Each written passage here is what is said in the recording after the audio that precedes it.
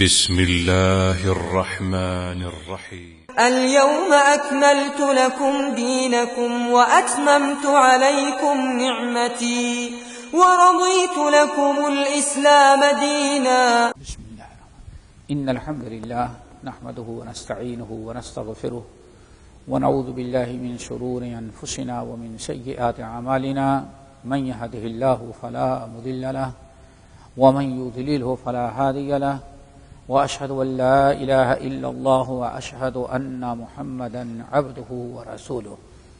يا أيها الذين آمنوا اتقوا الله حق تقاته ولا تموتن إلا وأنتم مسلمون.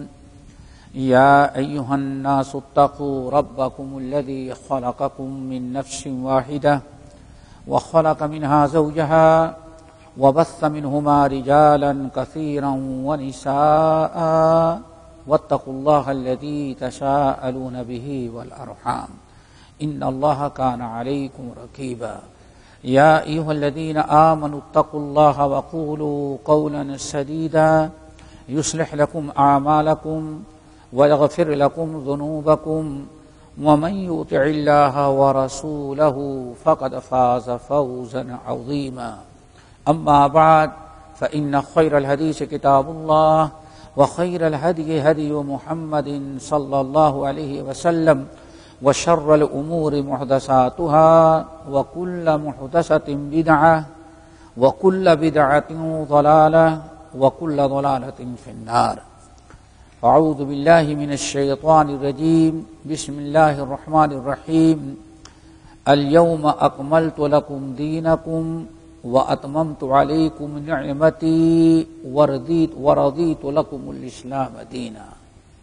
محترم سامعین، نوجوان ساتھیوں، دینی ماں اور بہنوں، یہ آج کا یہ اجتماع، یہ آج کی یہ محفل جو ہے، اللہ تعالیٰ سے دعا کرو کہ خیر و برکت کی محفل بنائے.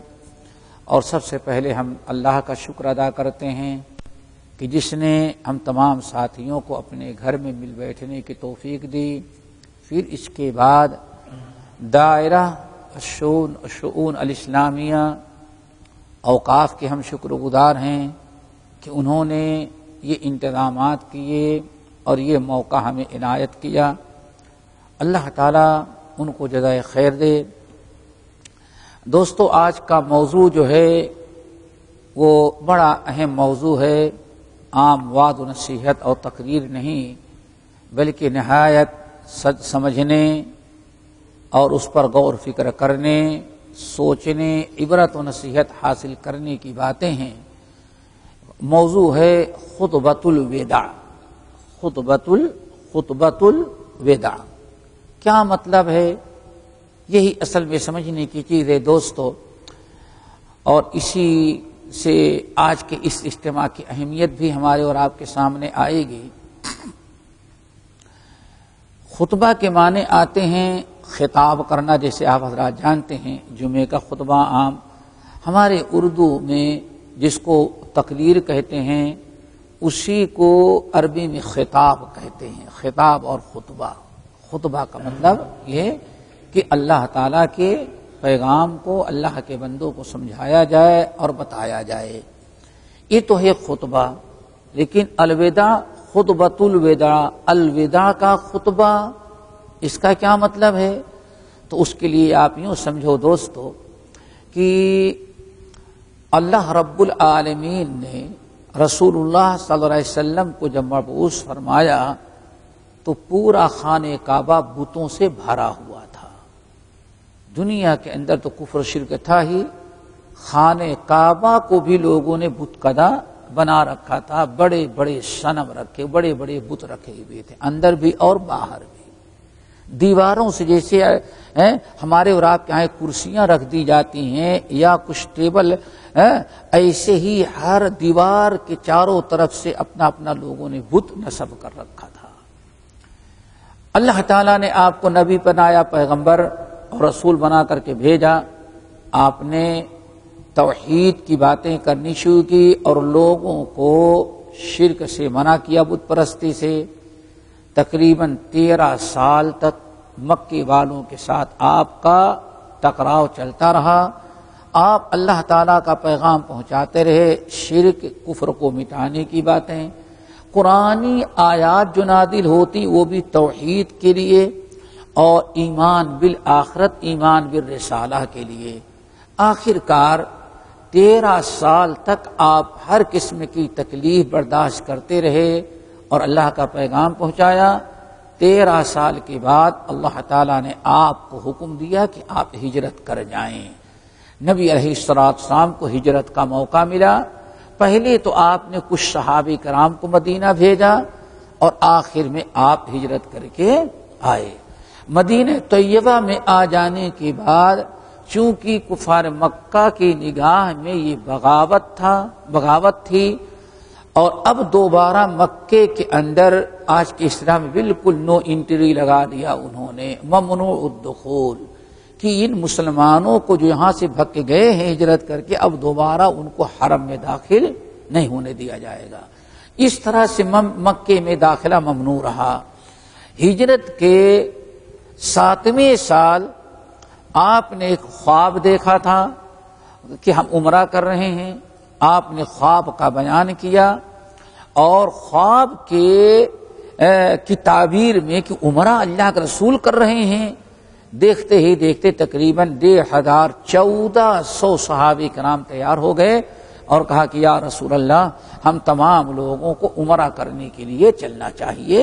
ابراہیم خلیل اللہ نے خواب میں بیٹے کو ذبح کرتے ہوئے دیکھا تو اپنے بیٹے کو ذبح کرنے کے لیے تیار ہو گئے۔ آپ نے خواب دیکھا کہ عمرہ کر رہے ہیں تو ہم لوگ ضرور عمرہ کریں گے۔ بہرحال آپ نے کوشش کی لیکن مکے والوں نے داخل نہیں ہونے دیا۔ ٹھیک ہجرت کے 8 سال گزر گئے۔ کتنے؟ 8 سال۔ ہجرت کے 8 سال گزر جاتے ہی اللہ تعالیٰ نے آپ کو اجازت دیا اور آپ مکے پر چڑھائی کیے، تقریباً 10,000 کی فوج لے کر کے۔ ہجرت کے 8ویں سال آپ مکۃ المکرمہ پر چڑھائی کیے اور کفار مکہ تاب نہ لا سکے۔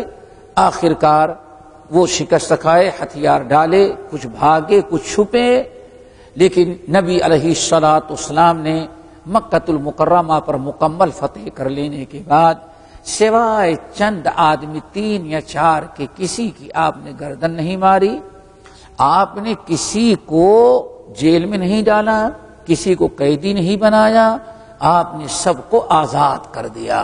بلکہ عالم یہ تھا کہ جب نبی علیہ السلام نے اعلان کیا مکے کے لوگوں اب ذرا بتاؤ، ہماری اسلامی فوج چاروں طرف سے تم کو گھیرے میں لے رکھی ہے، تم نہ بھگ سکتے ہو نہ کہیں اب چھپ سکتے ہو، اب تم لوگ بتاؤ کہ میں تمہارا کیا خیال ہے، ہم تمہارے ساتھ کیا کریں گے۔ اللہ اکبر!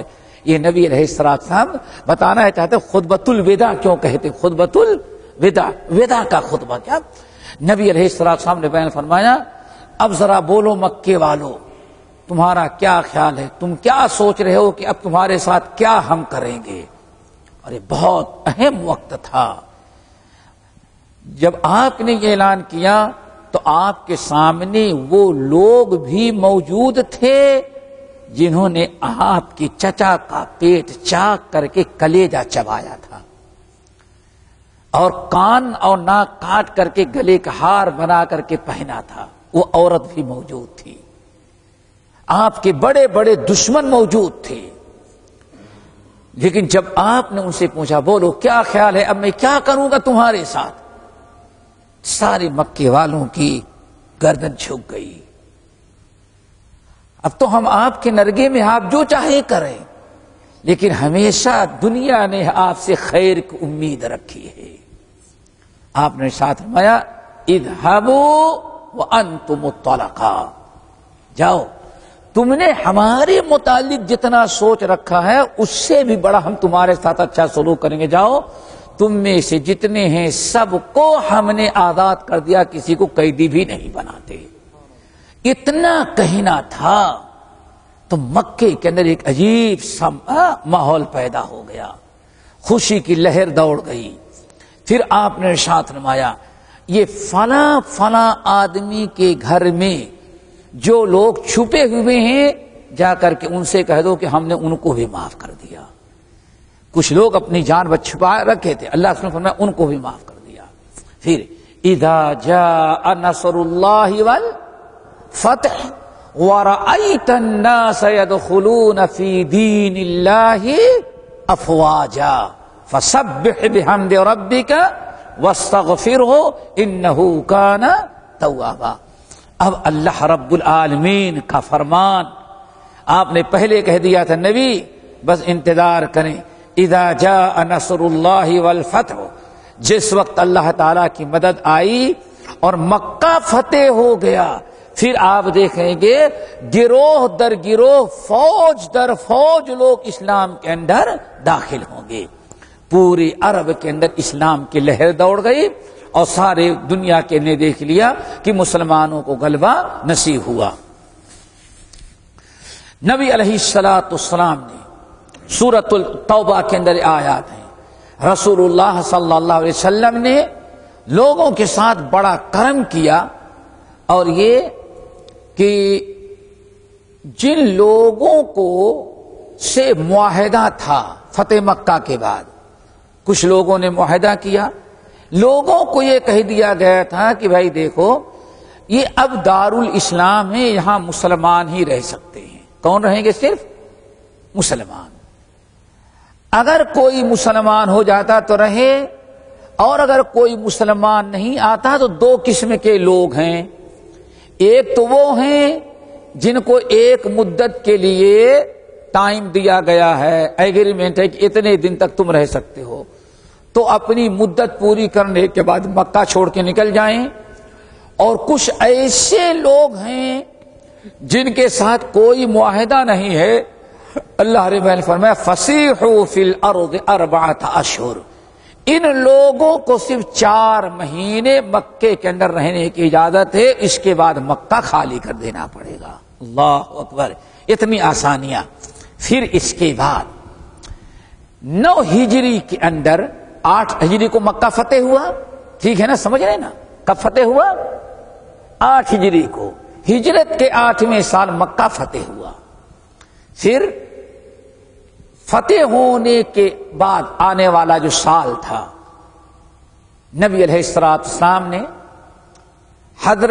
اب حج فرض ہو گیا. جنگ تبوک سے آپ واپس آ رہے تھے، راستے میں تھے. تبوک شام کا علاقے کے قریب تبوک بالکل ملک شام کے قریب ہے. اس وقت روم کی وہاں حکومت تھی اور مسلمانوں نے وہاں تک چڑھائی کی، لیکن روم مقابلے کے لیے نہیں آیا. تو الحمدللہ یہ ایک فتح تھی. نبی علیہ السلام واپس آ رہے تھے مدینہ. گرمی کا موسم تھا، شدت کی گرمی، یہی مئی کا اور جون کا مہینہ. نبی علیہ بڑی سخت آزمائش تھی. بہرحال نبی علیہ السلام واپس آ رہے تھے تو راستے میں وہی نازل ہو گئی کہ اب حج کرنا آپ پر فرض. ہجرت کے 9ویں سال مکہ حج فرض قرار دے دیا گیا، لیکن مکہ ابھی بت پرستوں اور کافروں سے خالی نہیں تھا. نبی علیہ السلام نے حضرت ابو بکر صدیق رضی اللہ تعالی عنہ کو امیر الحجاج مقرر کیا اور سارے عرب کے لوگوں میں بتا دیا بھائی جس کو حج کرنا ہے حج کرنے کے لیے جائے.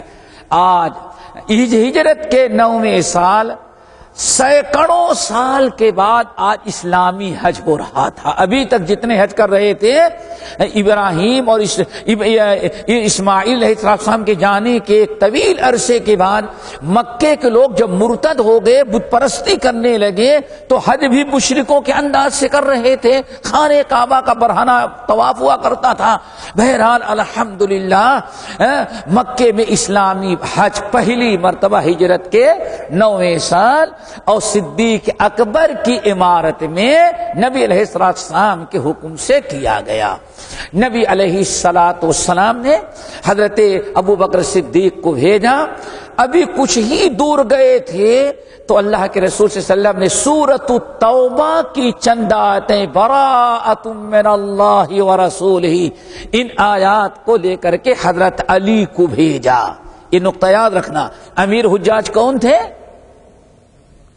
ہاں یہیں سے وہ مولا علی والے اپنی لائن بدل دیتے، اس لیے ذرا ہوشیار رہنا. سمجھ گئے نا؟ علی کا مقام بڑھانے کے لیے نعوذ باللہ ابو بکر کو خائن قرار دینے کے لیے یہیں سے گڑبڑی کرتے ہیں. جو بتانا سننا. امیر حجاج اللہ کے رسول نے کس کو بلایا؟ ابو بکر صدیق کو. پھر بعد میں نبی علیہ السلام نے سورۃ التوبہ کی چند آیات جس میں کافروں سے برات کا اعلان تھا کہ کافروں اب 4 مہینے کی مدت تمہیں دی جاتی ہے، اس سے زیادہ نہیں. سمجھ گئے نا؟ یہ چند بہت ساری آیات جو تھیں نبی علیہ السلام نے حضرت علی کو لے کر کے بھیجا اور صدیق اکبر کو حکم دیا کہ امیر تو ہی ہیں آپ، لیکن یہ آیات جو پڑھ کر کے اعلان کریں گے وہ کون کریں گے؟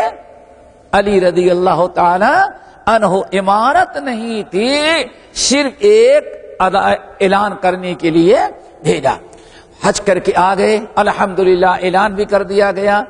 اب ایک 9ویں سال جو حج ہوا صدیق اکبر کی عمارت میں، اب 1 سال کے بعد اگلا سال جو آنے والا تھا حج کا، نبی علیہ السلام کو سال بھر موقع ملا. بلکہ صدیق اکبر نے جب لوگوں کو حج کرایا اسی وقت سے اعلان ہو کر دیا گیا تھا کہ بھائی آئندہ سال حج کرنے کے لیے رسول اللہ صلی اللہ علیہ وسلم آئیں گے. یہ بڑی عجیب سی بات ہے، اس کو ذرا یاد رکھیں، سنیں، تاکہ تھوڑی سے جو بات ہم سمجھانا چاہتے خطبۃ الوداع وہ سمجھ میں آئے. نبی علیہ السلام نے اعلان کروایا، صدیق اکبر نے حج میں اعلان کر دیا. ہزاروں لوگوں کو پتا چل گیا کہ آئندہ سال رسول اللہ حج میں آئیں گے. اب یہ لوگ واپس گئے اپنے اپنے گاؤں میں، سال بھر بتاتے رہے کہ بھائی اگلا سال بڑا خیر و برکت کا ہے، اللہ کے رسول حج کرنے کے لیے مکہ آئیں گے. اور آپ اس لیے اب سال بھر پہلے نہیں گئے تھے کیونکہ ابھی مشرک وہاں آباد تھے، اس لیے آپ کو اللہ نے حکم دیا مکہ مکمل کافروں اور مشرکوں سے پاک ہو جائے پھر آپ جائیں.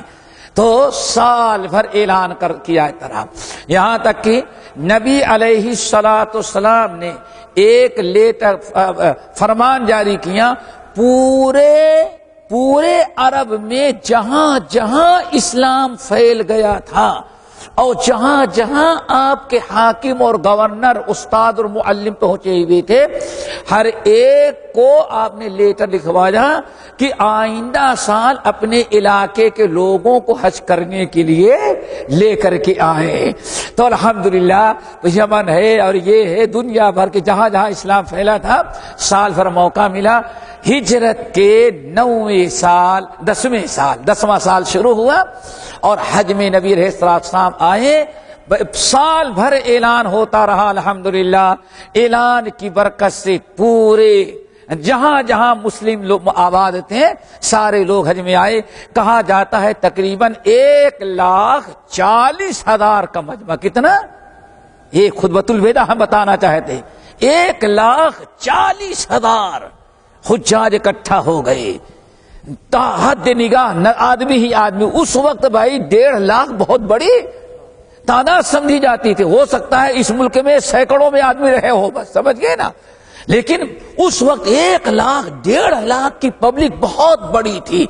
اور بڑے مزے کی بات یہ ہے کہ بہت سارے لوگ اتباع رسول کے جذبے میں پتہ نہیں اللہ کے رسول کیسے حج کرتے ہوں گے، اور وہ یمن میں ہیں.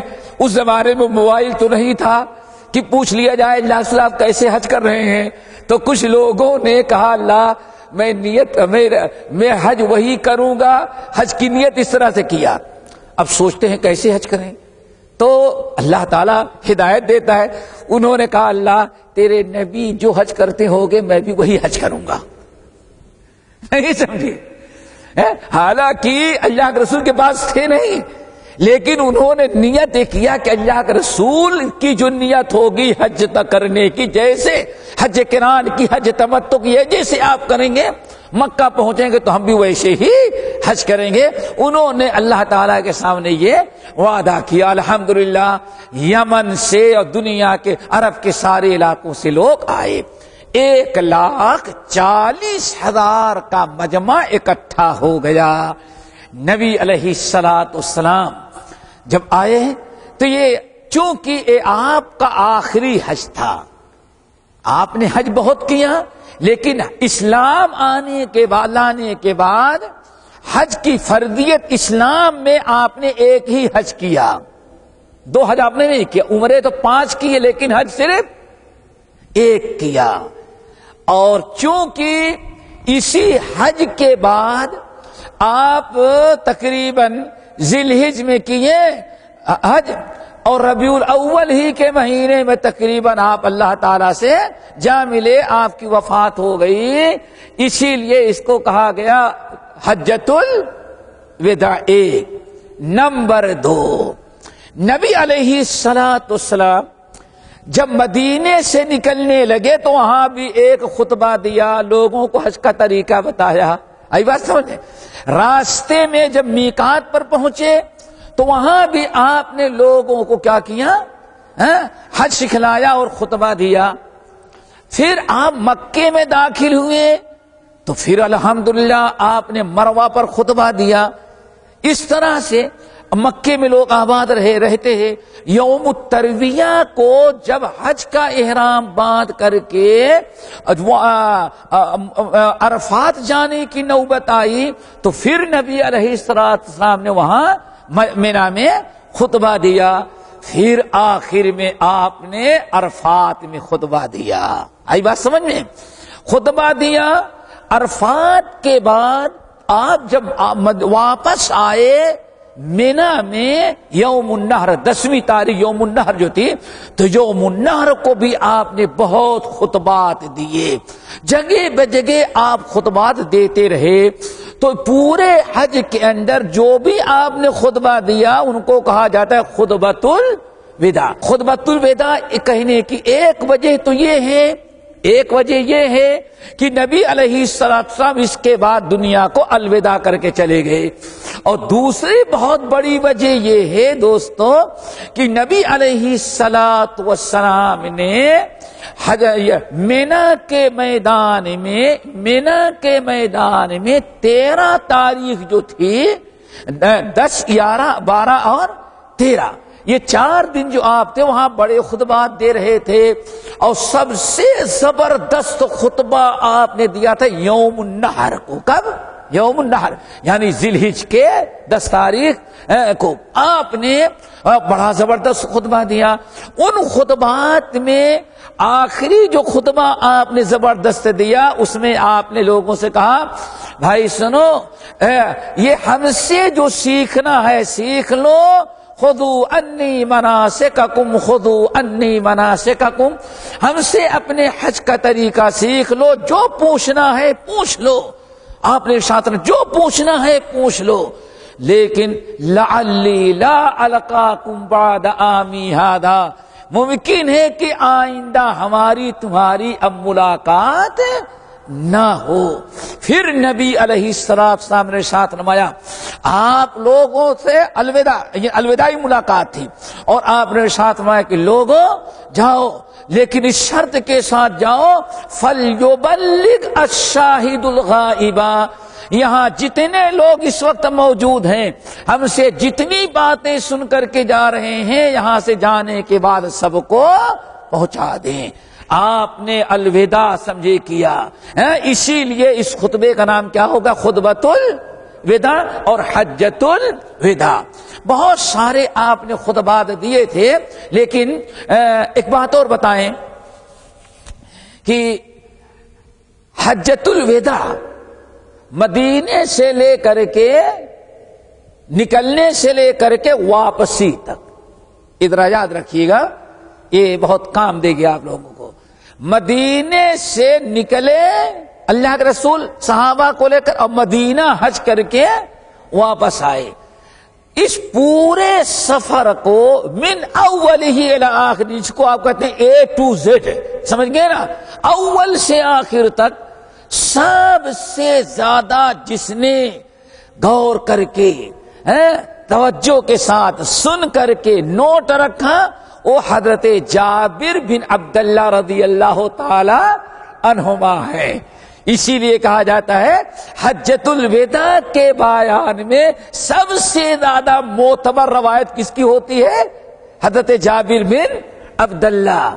حضرت جابر بن عبداللہ رضی اللہ تعالیٰ عنہ نبی علیہ السلام مدینے سے حج کی نیت سے گھر سے نکلے اور حج کر کے واپس لوٹے، جب تک گھر میں داخل نہیں ہو گئے پورے حالات کو انہوں نے منوان ایک ایک چیز انہوں نے یاد رکھی اور پھر انہوں نے روایت کیا. اسی لیے آج حدیث کی کتابوں میں سب سے بڑی، سب سے طویل، سب سے لمبی حدیث جو ہے وہ یہی حجۃ الوداع کی ہے، جو جریر بن عبداللہ رضی اللہ تعالیٰ عنہما روایت کرتے ہیں. اور محدث کا نام رکھ لیں، سب سے زیادہ جریر بن عبداللہ رضی اللہ تعالیٰ عنہ کی اس روایت کردہ حدیث حجۃ الوداع کی جو کیفیت ہے، سب سے زیادہ مفصل، مطول، تفصیل کے ساتھ جس امام نے روایت کیا وہ پہلے نمبر پر امام مسلم رحمت اللہ علیہ ہیں. کون؟ امام مسلم، اور پھر اس کے بعد امام ابو داؤد.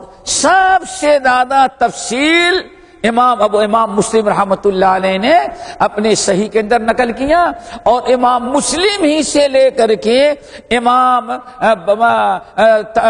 صاحب مشکات نے مشکات المصابیح کتاب الحج کے اندر نقل کر دیا ہے. اس طرح سے یہ ساری روایات الحمدللہ سب موجود ہیں. اور ایک بات اور آخر میں بتائیں، یہ حدیث جو ہے،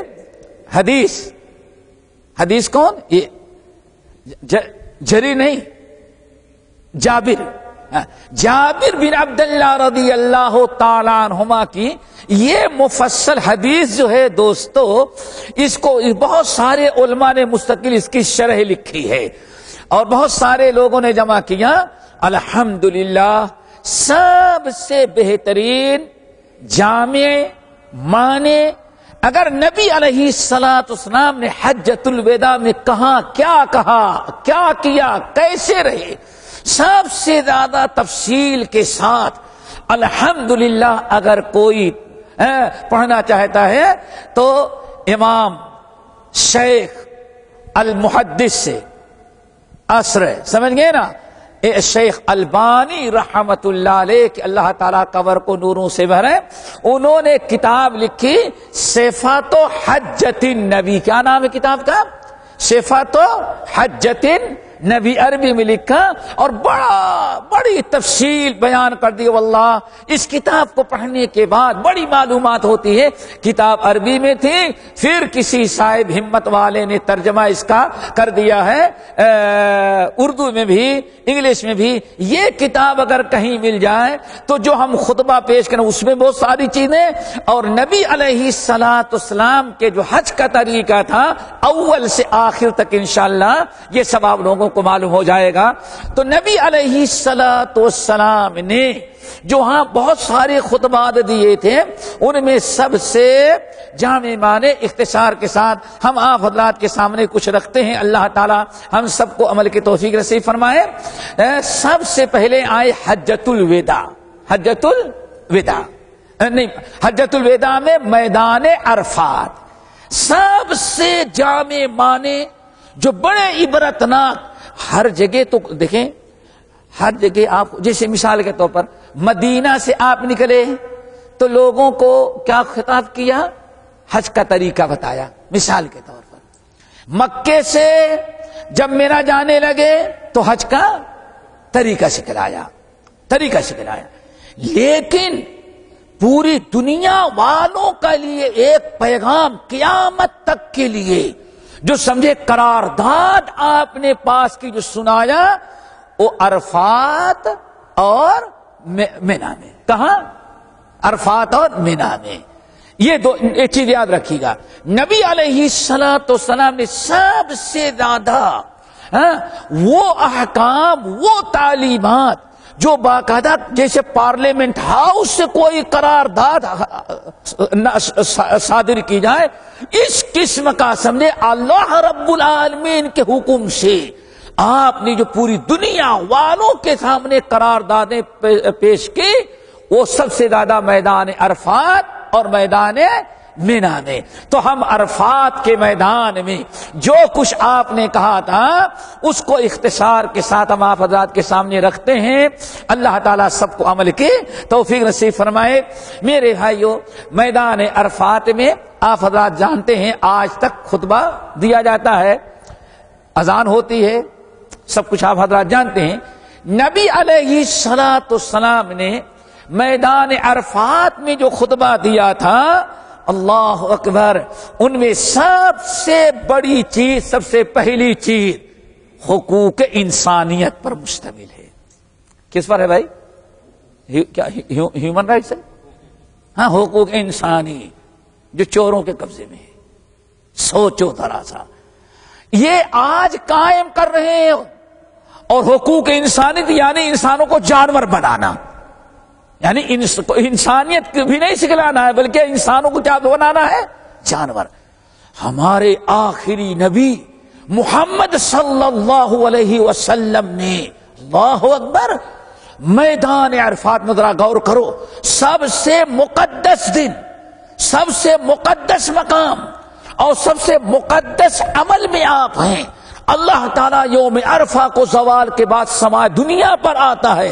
ایسے مقدس وقت میں سب سے پہلے ہمارے نبی نے حقوق انسانیت کا اعلان کیا. اللہ اکبر. پتہ چل گیا سب سے بڑا میدان، سب سے بڑا انسان جس نے لوگوں کے جان اور مال کے حفاظت کی اور جان و مال کے محفوظ رہنے کی آواز اٹھائی ہے، وہ کوئی سپر پاور آج کا نہیں بلکہ آخری نبی محمد الرسول اللہ صلی اللہ علیہ وسلم ہے. اور آپ کے الفاظ کیا ہیں؟ یا ایھا الناس، سنو، یا ایھا الناس ان دماءکم واموالکم وأعراضكم حرام عليكم كحرمة يومكم هذا في شهركم هذا في بلدكم هذا. اللہ اکبر. نبی علیہ السلام نے فرمایا، یا ایھا الناس، اے دنیا کے لوگوں. اور کتنا بڑا مجمع تھا؟ 1,40,000 1.5 لاکھ. اور کتنے ایسے تھے جس زندگی میں نبی کا دیدار بھی نہیں کیے تھے، دور سے دیکھ رہے تھے. اللہ اکبر. آپ اونٹنی پر سوار ہیں، کوئی اسٹیج بھی نہیں تھا، اونٹنی پر سوار ہیں. اور بعض روایتوں میں واللہ آتا ہے اللہ تعالیٰ آج یہ ساری سہولتیں نبی پائے ہوتے تو پتہ نہیں کہاں سے کہاں تک آواز پہنچا دیتے. حضرت ابو امامہ الباہلی رضی اللہ تعالیٰ عنہ کہتے ہیں، اللہ کی قسم میں نے دیکھا اتنا بڑا مجمع تھا، آپ اونٹنی پر سوار تھے، اتنا بڑا مجمع کی نگاہ اپنی آواز دور تک پہنچانے کے لیے تاکہ لوگ ہم کو دور سے دیکھیں ہم کیا کہہ رہے ہیں. حضرت ابو امامہ کہتے ہیں واللہ میں نے دیکھا کہ نبی علیہ السلام اونٹنی کے دونوں جو پائیدان جہاں پیر رکھتے ہیں نا، اگر آپ بیٹھتے تو لوگوں کم نظر آتا، لیکن کہتے ہیں واللہ میں نے اپنی آنکھوں سے دیکھا دونوں پائیدان میں پیر رکھ کر کے نبی علیہ السلام ایسے کھڑے ہو جاتے تھے اونٹنی پر. کتنا مشقت کا کام تھا. زمین پر کھڑا ہونا آسان ہے لیکن سواری پر کھڑا ہونا آسان نہیں. حضرت ابو امامہ کہتے ہیں واللہ میں نے نبی علیہ السلام کو دیکھا، مقصد آپ کو لوگ دیکھ لیں، آپ کی آواز پہنچ جائے اور لوگ آپ کے چہرے کو، آپ کے اشارے کو اچھی طرح سے دیکھ کر کے سمجھیں. نبی علیہ السلام اپنے پنجوں کے بل سواری پر ایسے کھڑے ہو جاتے تھے. یا ایھا الناس، اے لوگو، ان دماءکم واموالکم واعراضکم. اب ذرا اچھی طرح سے ترجمہ سنو. یا ایھا الناس ان دماءکم واموالکم واعراضکم حرام علیکم کحرمت یومکم ھذا فی شہرکم ھذا فی بلدکم ھذا. اے دو لوگوں یاد رکھو آج تم سرزمین مکہ المکرمہ میں ہو. اے لوگوں یاد رکھو تم حرمت والے مہینے کس میں ہو؟ حرمت والا مہینہ ہے نا، ذیقعدہ ذوالحجہ محرم. اے لوگوں یاد رکھو آج تم حرمت والے مہینے میں ہو. آج تم حرمت والے بلد امین بلد حرام مکے میں ہو اور تم حالت احرام میں ہو، عرفات کے میدان میں ہو، حج کر رہے ہو. ابھی ذرا سوچو تم مکے میں ہو، بلد حرام میں، حالت احرام میں، بلد امین میں، اور اسی طرح سے میدان عرفات میں، حرمت والے مہینے میں. تم اس حالت میں ہو کہ مکھی مارنا بھی تمہارے لیے حلال نہیں ہے. تم کسی کا ایک درخت کا پتا بھی نہیں توڑتے. تم اس طرح سے اپنے آپ کو غیروں کو نقصان پہنچانے سے بچاتے ہو. سن لو جس طرح سے آج اس شہر میں اس حالت میں حرمت والے مہینے میں بلد حرام میں حالت احرام میں میدان عرفات میں جیسے کسی مسلمان کا مال تم پر حرام ہے، جیسے کسی مسلمان کی جان تم پر حرام ہے، جیسے کسی مسلمان کی توہین کرنا تم پر حرام ہے. یہاں سے جانے کے بعد دنیا میں جہاں بھی رہو گے، جس جگہ بھی جس مقام پر جس حالت میں رہو گے، جیسے یہاں حرام کر دیا ایسے اللہ نے ہر جگہ حرام قرار دے دیا. اللہ ہو گئی. یہ ہے اسی کو حقوق انسانیت اسی کو کہیں گے نا. آج ذرا سوچے کوئی اپنے بڑے سے بڑے پارلیمنٹ ہاؤس میں اعلان کرتا ہے کوئی نہیں. بڑے بڑے اسٹیج پر آتے ہیں لیکن سب سے پہلے حقوق انسانیت کا جو علم بردار ہے وہ نام ہے اور سب سے پہلے اعلان کرنے والے محمد صلی اللہ علیہ وسلم ہیں. اسی لیے آج ہم کہتے ہیں اگر کوئی صحیح معنوں میں انسانیت کے حقوق کو ادا کر سکتا ہے تو کلمہ گو مسلمان ہی ادا کر سکتا ہے. خنزیر خور شراب خور بت پرست جو ہے کبھی انسانیت کو حقوق کو ادا نہیں کر سکتا. 3 چیزیں. سب سے پہلی چیز ان دماءکم، ناحق کسی کا قتل کرنا حرام ہے. اللہ تعالیٰ سے دعا کرو محفوظ رکھے. اعلان کر دیا ناحق قتل کرنا. اور اگر کوئی اس قرارداد کو ٹھکرایا تو رب العالمین نے قرآن پاک کے اندر وَمَن يَقْتُلْ مُؤْمِنًا مُتَعَمِّدًا فَجَزَاؤُهُ جَهَنَّمَ اور فَجَزَاؤُهُ جَهَنَّمَ خالداً فِيهَا وَلَعَنَهُ اللَّهُ وَغَضِبَ عَلَيْهِ وَأَعَدَّ لَهُ عَذَابًا عَظِيمًا.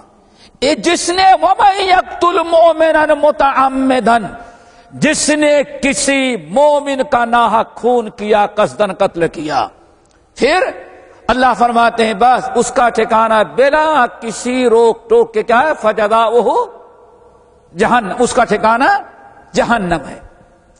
نمبر 2 خالداً فیہا، وہ بھی 1-2 سال نہیں کہ ہاں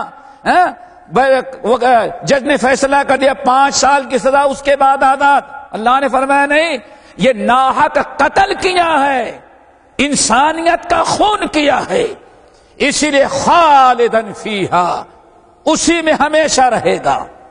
نمبر 3 وغضب اللہ علیہ، اللہ رب العالمین اپنا غضب اس پر نازل کرے گا.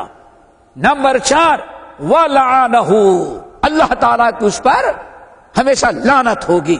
نمبر 5 وَأَعَدَّ لَهُ عَذَابًا عَظِيمًا، اس کے لیے دردناک بڑا عذاب اللہ تعالیٰ نے تیار کر رکھا ہے. بات سمجھ میں آ گئی میرے بھائیوں؟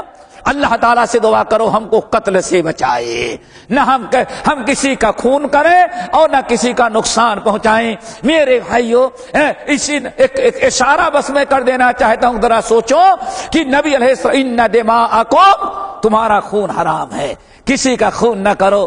میرے بھائی اللہ اکبر، سنا ہوگا کتنی افسوس کی بات، اللہ کے رسول نے ارشاد فرمایا من قتل عصفورا، سب کو چھوڑو، جس نے ایک گوریا سمجھتے ہو نا، وہ چھوٹا سا پرندہ، جس نے چھوٹے سے پرندہ گوریا کو بلا وجہ قتل کیا، مار تو ڈالا، قیامت کے دن گوریا اس کے سر پر ہوگا اور اللہ تعالیٰ کے سامنے چلاتا لے کر کے آئے گا اور کہے گا یا ربی صل ھذا، رب العالمین یہ تیرا بندہ تھا، اس سے پوچھے کہ میں نے اس کا کیا بگاڑا تھا، مجھے کیوں قتل کیا اس نے۔ آپ کوئی ایسا جانور قتل کرتے، شکار کرتے، جس کا گوشت کھاتے، تو آپ کہہ دیں گے اللہ تعالیٰ گوشت کھانے کے دل چاہ رہا تھا، لیکن آپ نے یا ربی صل ھذا، اللہ ذرا اس سے پوچھ مجھے اس نے کیوں قتل کیا تھا۔ میرے بھائیو کہیں یہ نوبت نہ آ جائے۔ بہرحال یہ بات بڑی لمبی ہو جائے گی۔ نمبر 2 وَأَمْوَالَكُمْ، اور کیا حرام ہے؟ تمہارا ایک دوسرے کا مال۔ میرے بھائی بچو، مال لا تاکلوا اموالکم بینکم بالباطل الا ان تکون تجارۃ عن تراض منکم ولا تقتلوا انفسکم ان اللہ کان بکم رحیما۔ میرے بھائی اللہ فرماتے دوسرے کا مال باطل طریقے سے نہ کھاؤ۔ باطل طریقہ جھوٹ بول کر کے، دغا دے کر کے، چورا کر کے، سمجھ گئے نا، نقلی مال دے کر کے، بہت سارے کسی کا حق دبا کر کے، پتہ نہیں جتنے بھی غلط طریقے ہیں۔ اب کتنا بڑا حرام ہے، اللہ اکبر۔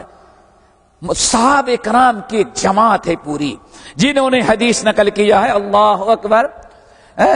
اس حدیث کو سن لینے کے بعد بات بڑی بات ہے، آپ نے ارشاد فرمایا لا یحل مال امرئ مسلم بغیر حقہ، بغیر اجازت کے کسی انسان کا مال کسی کے لیے حلال نہیں ہے۔ اور آگے ذرا سنو، اور آپ نے ارشاد فرمایا لا یحل لامرئ ان یاخذ مال اخیہ بغیر طیب نفسہ ذالک لما حرم اللہ مال المسلم علی المسلم او کما قال علیہ السلام۔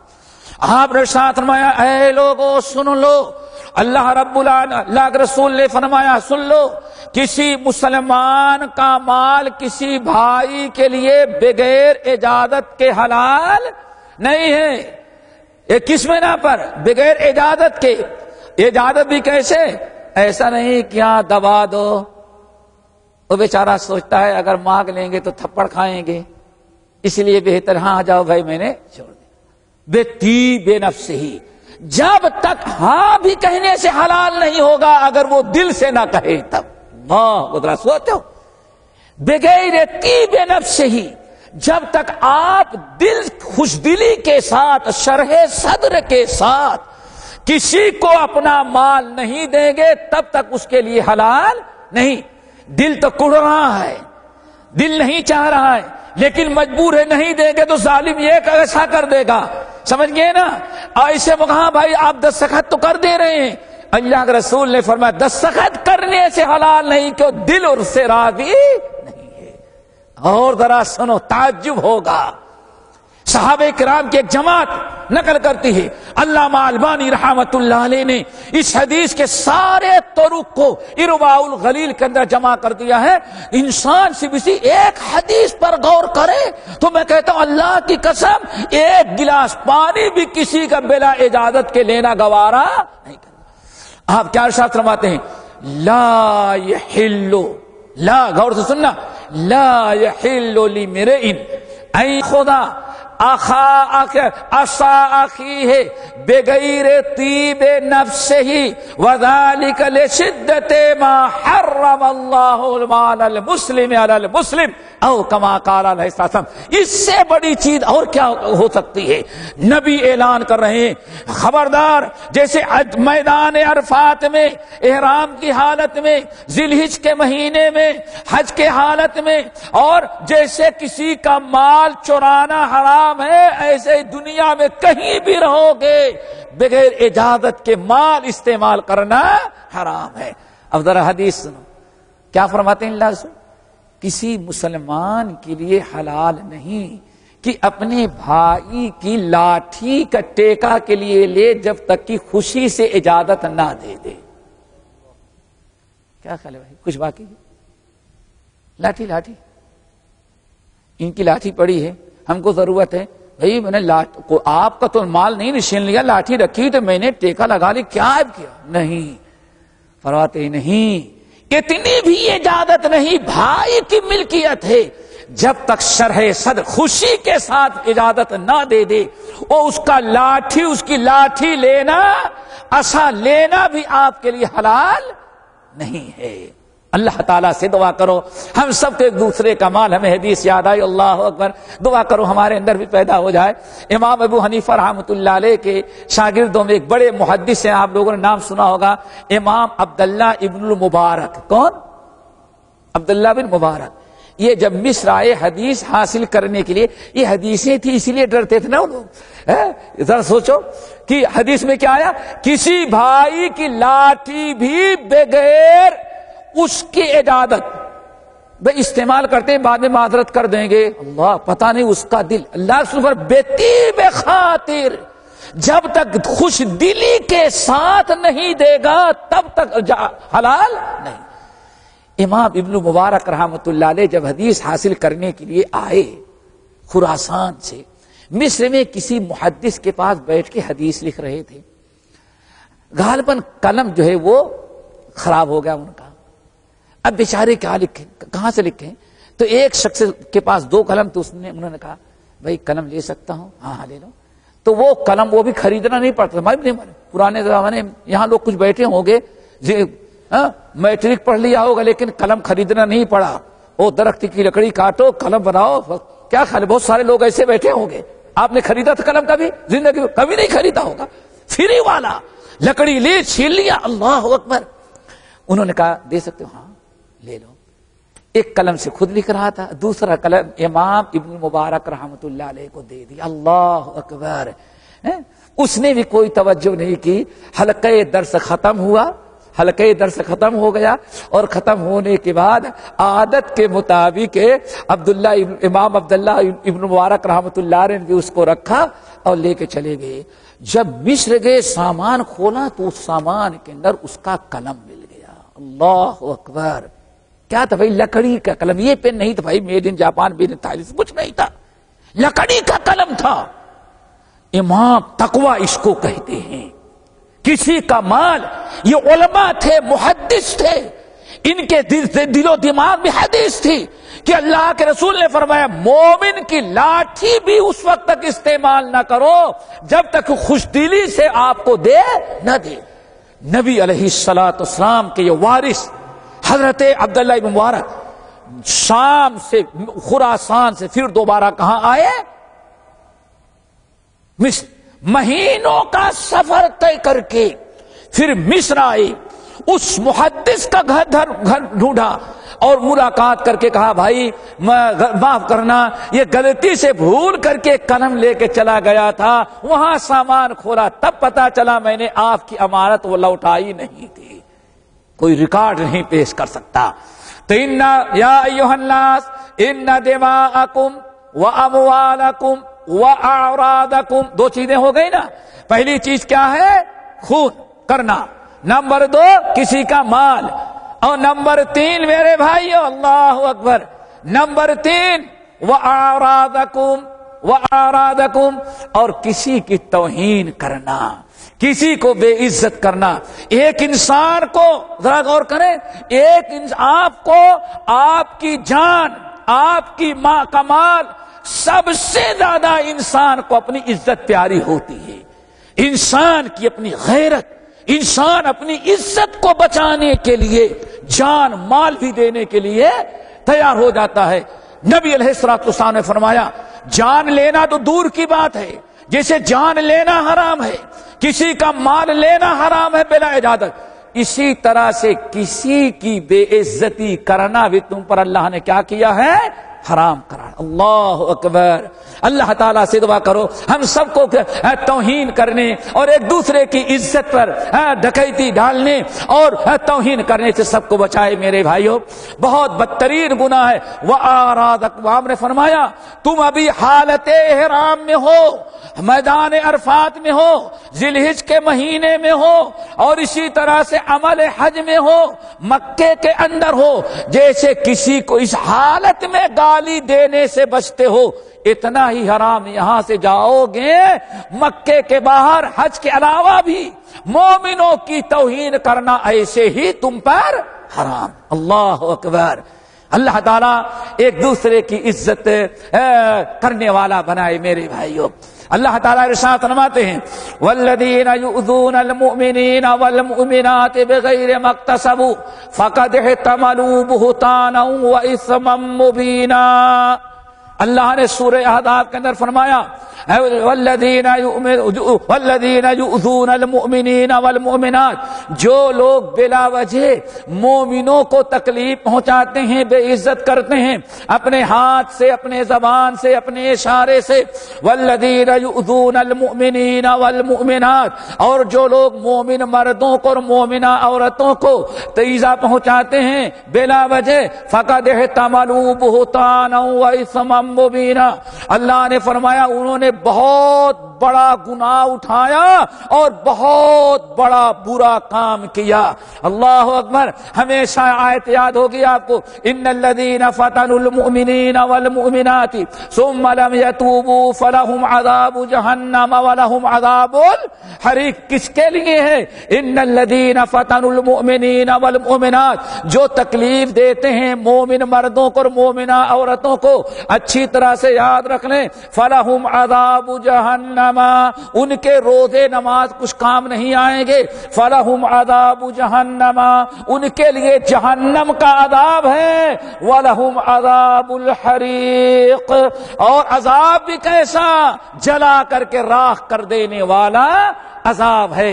حضرت ام المومنین عائشہ رضی اللہ تعالیٰ عنہ کہتی ہے میں پردے میں بیٹھی ہوئی تھی، نبی علیہ السلام کے ساتھ صحابہ کا ایک جمع غفیر تھا، لوگوں نے کہا یا رسول اللہ ای الربا اربا، ذرا غور سے حدیث سنو، یا رسول اللہ ای الربا اربا، سود تو بہت بدترین گناہ ہے، لیکن سارے سودوں میں سب سے بدترین سود کون مسلمان لیتا ہے؟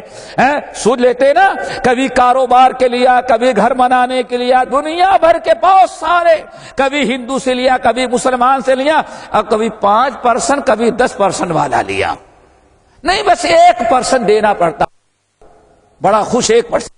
اللہ سنو اللہ کے رسول کی حدیث، ام المومنین عائشہ کہتی ہیں صحابہ نے کہا یا رسول اللہ ای الربا اربا، آپ ذرا بتائیں کہ سب سے بڑا سود کون سا ہوتا ہے؟ آپ نے ارشاد فرمایا یا ایھا الناس، اے میرے صحابیوں۔ عائشہ کہتی ہے میں پردے کی آڑ میں بیٹھی سن رہی ہے، نبی علیہ السلام بھرا اٹھے اور آپ کی آواز بلند ہو گئی، آپ نے فرمایا تم لوگ پوچھتے ہو کہ سب سے بڑا سود کیا ہے؟ تو سنو، آپ نے ارشاد فرمایا ان ارب الربا استحالۃ ارض اخیہ المسلم، سب سے بڑا سود یہ ہے کہ کوئی مسلمان اپنے مسلمان بھائی بہن کی بے عزتی کر دے، سب سے بڑا گناہ۔ پھر نبی علیہ السلام نے اپنے دلیل میں، اپنے قول کے دلیل میں قرآن پاک سورہ احزاب کی آیت پڑھی والذین یؤذون المؤمنین والمؤمنات بغیر ما اکتسبوا فقد احتملوا بہتانا واثما مبینا، یہ آیت پڑھی حضرت برا ابن عازب اور صحابہ کرام کی ایک جماعت سے امام طبرانی رحمت اللہ علیہ نقل کرتے ہیں، صحابہ نے کہا یا رسول اللہ ای الربا اربا، آپ بتائیں کہ سب سے بدترین سود کیا ہے؟ سود کیا ہے؟ آپ نے فرمایا سن لو، الربا اثنان و سبعون بابا، سود کے ایک درجے نہیں، الربا اثنان و سبعون بابا، 72 درجے ہیں۔ کتنے؟ اثنان و سبعون۔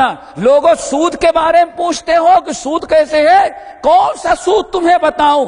الربا اثنان و سبعون بابا، سود کے تو 72 درجے ہیں، دروازے ہیں۔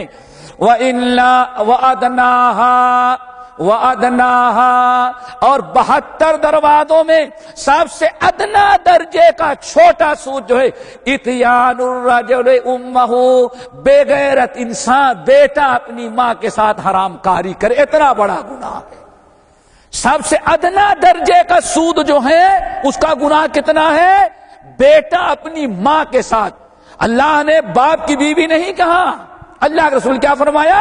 اپنی ماں، سگی ماں جس نے جنا ہے، اپنی ماں کے ساتھ حرام کاری کرنے کا جتنا گناہ ہے، اتنا بڑا گناہ سود کے سب سے چھوٹا۔ صحابہ نے اللہ یا رسول اللہ یہ اتنا بڑا، پھر بتائیں سب سے بڑا سود؟ آنے فرمایا وَأَعْلَاهَا، یا دوسری بات وَأَرْبَ الرِّبَا، اور سود کا سب سے بڑا آخری درجہ جو ہے آپ نے ساتھ فرمایا وہ کیسا ہے؟ اللہ اکبر، اپنے کسی مسلمان بھائی کی بے عزتی کرنے کے برابر اس کا گناہ ہے۔ یہاں ایک چیز سوچنا ہے، ہمارے ساتھ ہو نا کہ کہیں عید میں ذرا سوچو میرے بھائی، ہے سمجھ میں اب بات آ رہی ہے؟ ذرا سوچو، اللہ کے رسول رحیم فرماتے کہ سود کا گناہ کتنا بڑا ہے؟ بھائی کی بے عزتی کرنے کے برابر نہیں۔ ذرا غور کریں، اللہ کے رسول یہ نہیں بیان کر رہے ہیں کہ لوگوں اپنے بھائی کو بے عزت نہیں کرو، بلکہ اللہ رسول کیا فرماتے ہیں؟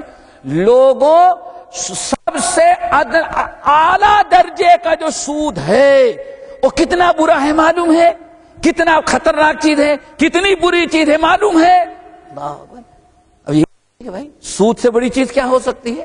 پھر اللہ رسول بیان فرماتے ہیں بھائی اپنے مسلمان بھائی کی جو بے عزتی کرتے ہو نا، سود کا سب سے بڑا درجے کا گناہ بس یہیں تک پہنچتا ہے، اور بھائی کی بے عزتی کا گناہ اس سے بھی آگے۔ اللہ تعالیٰ سے دعا کرو ہمیں ایک دوسرے کا احترام کرنے کی توفیق نصیب فرمائے۔ بڑی پیاری بات مثال یاد آئی محدثین کی، امام بخاری رحمت اللہ علیہ کے ایک استاد اندھے تھے، سنا ہے نا کبھی؟ امام بخاری کے ایک استاد کیا تھے؟ اندھے تھے، بالکل مادرزاد اندھے۔ تو ابتدا میں جب درس کے لیے بیٹھتے تھے امام بخاری آتے تھے، جوانی کا عالم، ابھی مکمل علم بھی نہیں شروع کیا تھا، تو ایک دن اندھے استاد نے کچھ کہا، امام بخاری کہتے ہیں بچپنے کی وجہ سے ہاتھوں سے میں نے مذاق کر دیا۔ استاد تو کیا کیا؟ استاد نے کوئی بات بیان کی، اندھے تو تھے وہ دیکھ نہ سکے، ہم نے اس طرح ہاتھوں سے اشارہ کر دیا جو ان کی بے ادبی تھی، ان کی توہین تھی۔ امام بخاری رحمت اللہ علیہ کہتے اس کو کوئی خیال نہیں کیا، پڑھ کے چلے گئے۔ دوسرے جب محدث بنے، دنیا میں ان کی شہرت ہوئی، پھر امام بخاری کو یاد آیا کہ ایک مومن کی توہین کرنا، مذاق اڑانا کتنا بڑا گناہ ہے۔ اللہ اکبر۔ امام بخاری کی شہرت، پھر اپنے اس اندھے استاد کے پاس آئے، رو پڑے، کہا استاد آپ کو تو اللہ نے آنکھیں نہیں دی ہیں، آپ دیکھ نہیں سکے، آپ مجھے معاف کر دیں۔ ارے بیٹے بخاری تم، وہ تو بڑا خوش کہ ہمارا شاگرد ہے، اتنا شاگرد اتنا نامی گرامی ہو گیا، لیکن شاگرد تو کیا معاملہ کیا ہے؟ استاد بہت بڑی میں نے غلطی کر دی تھی، معاف کر دیں۔ کیا ہوا؟ ارے بس آپ حدیث پڑھا رہے تھے فلاں موقع پر، آپ نے کچھ کہا، میں نے زبان سے تو کچھ نہیں کہا، میں نے سوچا آپ اندھے ہی دیکھیں گے نہیں، لیکن میں نے اپنے ہاتھوں سے آپ کا مذاق اڑا دیا، صرف ہاتھ سے ایسے اشارہ کر دیا۔ اللہ اکبر، ذرا سوچو، آج تم ماں کو بھی کیا کریں، ان کا باپ ذرا زیادہ، ان کی ماں ذرا زیادہ بوڑھی ہو جائے کچھ کہے تو دوست کے ساتھ کہیں اس کو بکواس کرنی ہے، تو اس کا دماغ کیا خیال ہے، اس کو بھی کوئی عیب سمجھتا ہے؟ آج بڑا اپنے چھوٹا اپنے بڑوں کو کیسے مطلب، امام بخاری نے کہا میں نے مذاق اڑا دیا تھا، ہم معافی چاہتے ہیں۔ اتنا زیادہ لوگ ڈرا کرتے تھے۔ 3 چیزیں ہو گئی، نمبر 1 مال حرام، نمبر 2 خون حرام، نمبر 3 بے عزتی کرنا حرام۔ پھر اس کے بعد ابھی نبی علیہ السلام خطبہ نہیں ختم ہوا، پھر آپ نے فرمایا الا الا، اے حاجیو سن لو، یہ خطبۃ الوداع عرفات کا تیسری چیز، چوتھی چیز، الا سن لو، ان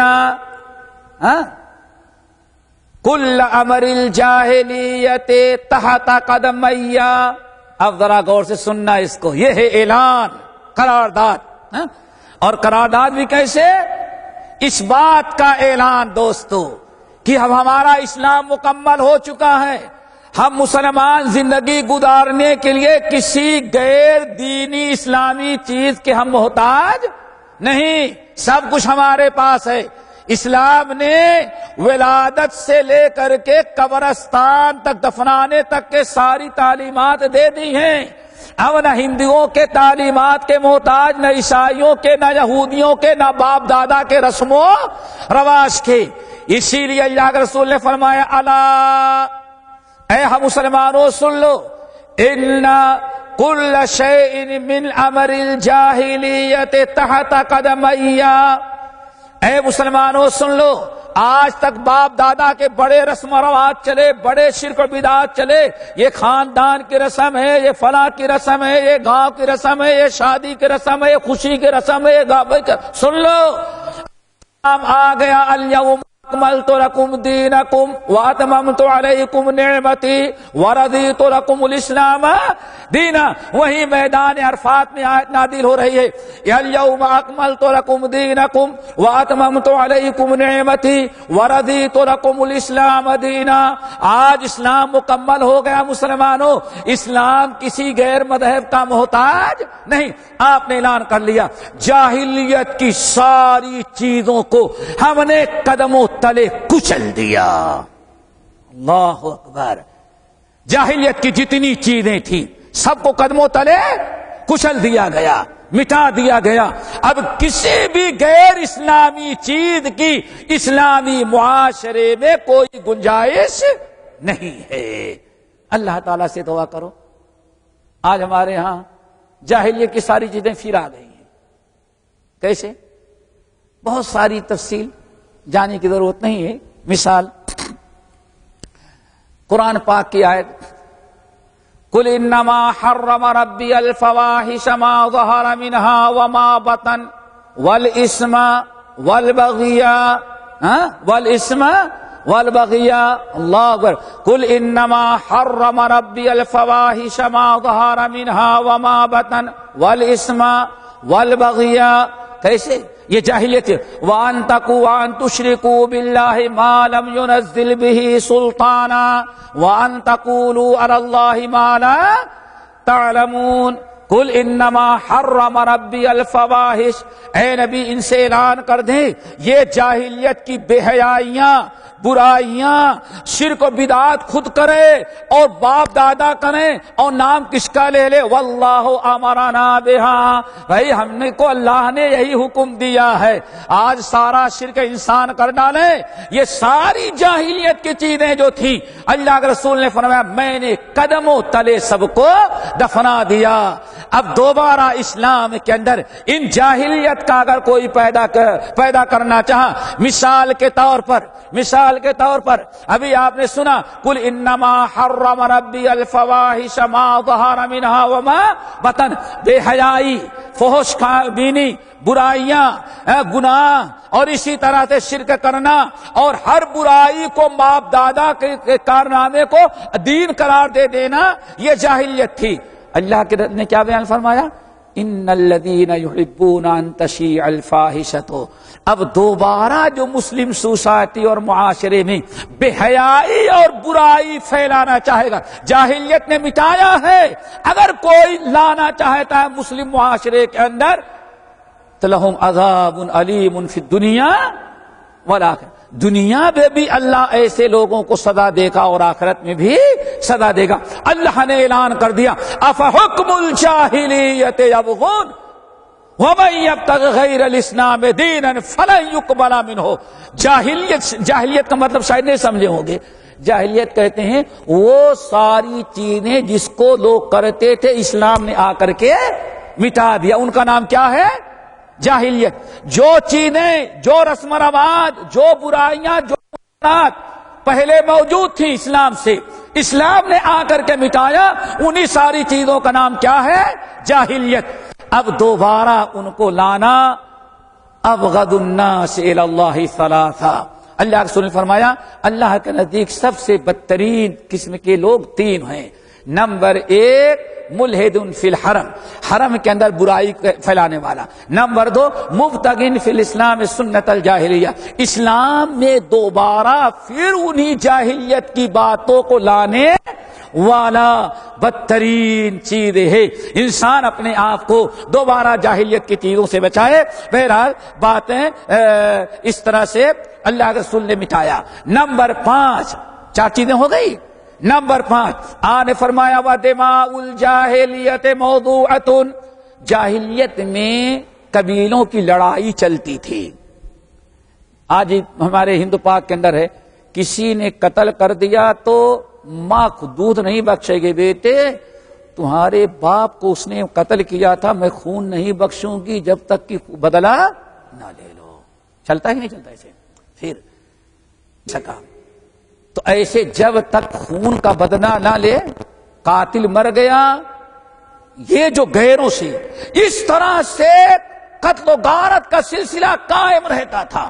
اللہ کے رسول نے فرمایا جاہلیت کے جتنے قتل کے کیس تھے ہم نے سب کو یہیں اپنے قدموں تلے کچل دیا، دبا دیا۔ آگے بات کوئی رسم وہ کیس باقی نہیں۔ پھر آپ نے فرمایا سب سے پہلا خون جس کو میں ختم کر دیتا ہوں اپنے خاندان کا، ایاس بن ربیعہ بن حارث، نبی علیہ السلام کے خاندانی چھوٹے سے بچے دودھ پینے کے لیے قبیلے بنو سعد میں گئے تھے۔ قبیلے بنو حذیل سے ان کی لڑائی ہوئی، پتھر بازی ہوئی، قبیلے حذیل نے پتھر مارا اور نبی علیہ السلام کے خاندانی بچے ایاس بن ربیعہ بن حارث کے سر پر لگا، وہ بچہ وہیں مر گیا۔ اب نبی علیہ السلام کے خاندان کے لوگوں کی ذمہ داری تھی جاہلیت کے مطابق کہ اس کے خون کا بدلہ قبیلے بنو حذیل کے آدمی سے لیا جائے۔ اللہ کے رسول نے فرمایا سن لو، ہم نے سب سے پہلا خون جس کو ختم کر دیا، کیس کو ختم کر دیا، وہ ہمارا اپنے خاندان کا ہے۔ نمبر 5 پھر آپ نے ساتھ فرمایا اے لوگوں سن لو، سود کا بڑا دھندا چلتا تھا اور بہت آپ کے چچا، سگے چچا عباس بن عبد المطلب یہ کاروباری سود میں پیسہ دیا کرتے تھے، بہت پیسہ ان کا کاروبار میں لگا ہوا تھا، سود پر کاروبار۔ میں نے اس لیے بتا دیا، لوگ کہتے ہیں نہیں مشکل وقت میں کوئی کسی سے کھانے پینے کے لیے سود لے تو سود ہے، بزنس کے لیے جو لیا جاتا ہے وہ سود نہیں، وہ تو بزنس ہے۔ اللہ اکبر۔ تو یہ بزنس کرتے تھے عباس بن عبد المطلب۔ آپ نے فرمایا اسلام نے جس چیز کو مٹایا ہے وہ سود ہے، جاہلیت کے اس رسم کو مٹاتا ہوں، اور سب سے پہلا سود جس کو میں اپنے قدموں تلے کچل رہا ہوں ہم اپنے چچا عباس بن عبد المطلب کا سود ہے۔ یہ کہہ کر کے آپ نے سود کی رسم کو مٹا دیا۔ اللہ تعالیٰ سودی کاروبار لین دین سے معاملے سے ہم تمام ساتھیوں کو بچائے۔ اللہ اکبر۔ الذین یأکلون الربا لا یقومون الا کما یقوم الذی یتخبطہ الشیطان من المس۔ اللہ اکبر۔ قیامت کے دن سود خور بدترین درجے میں ہوگا۔ نبی علیہ القرآن نے حرام کیا، نبی علیہ السلام نے حرام کیا۔ اللہ عبداللہ بن مسعود رضی اللہ تعالیٰ عنہ کی حدیث، نبی علیہ السلام ارشاد فرماتے ہیں جس قوم میں سود ربا اور زنا عام ہو گیا، احلوا علی انفسہم عذاب اللہ، تو اللہ کا عذاب اس قوم کے اوپر واجب ہو جاتا ہے۔ سود اور زنا۔ اللہ اکبر۔ نبی علیہ السلام کے بارے میں آتا ہے ابن حبان وغیرہ کی روایت، اللہ کے رسول فرمائے لوگوں مررت لیلۃ اسری بی، معراج والی رات میں میرا گزر ہوا تو کچھ لوگ پڑے ہوئے تھے، بہت سارے لوگ تھے۔ کچھ لوگوں کو میں نے دیکھا بطونہم کالبیوت۔ اللہ اکبر۔ ہم نے دیکھا کہ بہت سارے لوگ بیٹھے ہیں لیکن بطونہم کالبیوت، ان کے پیٹ ایسے بڑھے ہیں، اتنے بڑے ہیں آنے فرمایا پیٹ ہی لگتا، کالبیوت معلوم پڑتا کمرہ بھرا ہوا ہے۔ کیوں میرے بھائیوں؟ اس سود کی لعنت سے بچاؤ اپنے آپ کو۔ اللہ کے رسول عرفات کا میدان ہے اور عرفات کے میدان میں دنیا والوں کے سامنے اعلان کیا، لوگوں یاد رکھو ہم نے سود کی رسم کو قیامت تک کے لیے اپنے قدموں تلے دبا دیا۔ اور پھر اللہ نے آیت نازل کی، ہمارے نبی نے مٹایا، ہم نے نبی کو حکم دیا، نبی نے مٹایا۔ اب اگر کوئی سود لینا چاہتا ہے فَأَذَنُوا بِحَرْبٍ مِّنَ اللَّهِ وَرَسُولِهِ، تو سود خور کی جنگ کسی ملک سے نہیں، کسی انسان سے نہیں، کسی مخلوق سے نہیں۔ فَأَذَنُوا بِحَرْبٍ مِّنَ اللَّهِ وَرَسُولِهِ، سود لینے والے کی لڑائی اللہ فرماتے ڈائریکٹ اللہ اس کے رسول سے ہو گئی ہے۔ اللہ اکبر۔ اللہ رسول نے کیا فرمایا؟ دیکھا بطونہم کالبیوت، ان کے پیٹ ایسے بڑھے ہوئے ہیں معلوم پڑتا ہے کہ کیا ہے، بیوت گھر ہے، وہ بڑا سا حال بنا ہوا، فیہا حیات، اور میں نے دیکھا وہ گھر جو ہے اژدہوں سے بھرا پڑا ہے۔ اللہ اکبر۔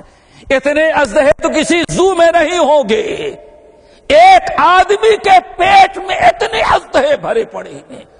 بطونہم کالبیوت۔ لوگوں معراج والی رات میں نے دیکھا بہت سارے لوگ ہیں، ان کے پیٹ جو ہیں گھروں کے مانند، بڑے بڑے ہال کے مانند بنے ہوئے، فیہا حیات، اور ان کے پیٹوں کے اندر جو پھیلا ہوا ہے بڑے بڑے اژدہے اور اندر سے ڈس رہے ہیں۔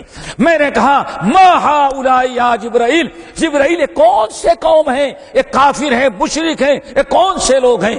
جبرائیل امین نے کہا ہؤلاء اکلۃ الربا، یہ نہ کافر ہیں، نہ مشرک ہیں، نہ ہندو ہیں، نہ بت پرست ہیں، اصل میں یہ سب وہی ہیں جو سود لینے والے۔ ہؤلاء اکلۃ الربا۔ اللہ تعالیٰ محفوظ رکھے۔ نمبر 6، اب آئیے فاتقوا اللہ فی النساء۔ اے لوگو اللہ تعالیٰ سے ڈرتے رہنا عورتوں کے بارے میں، بیویوں کے بارے میں۔ اللہ اکبر۔ آئیے آج عورتوں کے حقوق دیتے دیتے عورت کو مرد بنا دیا اور مردوں کو پیچھے کر دیا۔ یہ ہے حقوق دلانے والے، اتنا دلائے کہ بیوی بیوی ہی نہیں رہ گئی۔ سمجھ گئے نا؟ ظالموں نے کون سا حق دلایا؟ حق ہمارے نبی نے عورتوں کے دلایا۔ اور کب دلایا؟ اس وقت جبکہ روم سپر پاور تھا، وہ بار بار میٹنگ کرتا تھے عورت کو کیا کہا جائے، انسان کہا جائے کہ جانور کہا جائے۔ سوچو، یہ سپر پاور کی کا کلچر اور ثقافت تھی اس وقت کہ عورت کو انسان بھی تسلیم کرنے کے لیے تیار نہیں تھی۔ دوسرا سپر پاور تھا، وہ کہتا تھا عورتیں ساری بلاؤں کی جڑ ہیں، عورتیں دنیا سے ختم ہو جائے تو ساری بلا مٹ جائے۔ پڑوس میں ایک اپنا ملک تھا، ہندوستان اس وقت تھا، انہوں نے کہا انسان عورت ہے تو انسان، لیکن اس کو بلا شوہر کے جینے کا کوئی اختیار نہیں. اس لیے اگر شوہر مر گیا تو شوہر کے جنازے کے ساتھ اس کو بھی جلا کر کے ختم کر دیا جائے. اللہ، یہ عورتوں کا اس وقت تھا جب لوگ عورت کو انسان سمجھنے کے لیے بھی تیار نہیں تھے. اس وقت رحمت للعالمین نے عورتوں کا حقوق، وہ حقوق، ان کی عزت، ان کا احترام، ان کا مقام و مرتبہ میدان عرفات سے اعلان کیا.